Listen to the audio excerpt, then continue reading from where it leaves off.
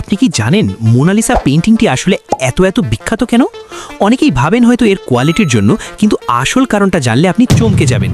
1500 সালের দিকে Leonardo da Vinci Liza নামের এক নারীর ছবি আঁকা শুরু করেন, কিন্তু টানা 10 বছর কাজ করার পরও তিনি পেইন্টিংটি সম্পূর্ণ করতে পারেননি। তার আগেই তার মৃত্যু হয়।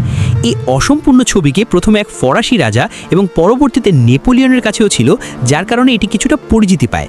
কিন্তু গল্পের আসল টুইস্ট আসে 1911 সালে, যখন মিউজিয়াম থেকে এই পেইন্টিংটি চুরি হয়ে যায়। চুরি যাওয়ার খবর এতই ভাইরাল হয়েছিল যে মানুষ মিউজিয়ামে এসে পেইন্টিং যেখানে লাগানো ছিল ফাঁকা দেয়ালটি দেখতে ভিড় জমাতো।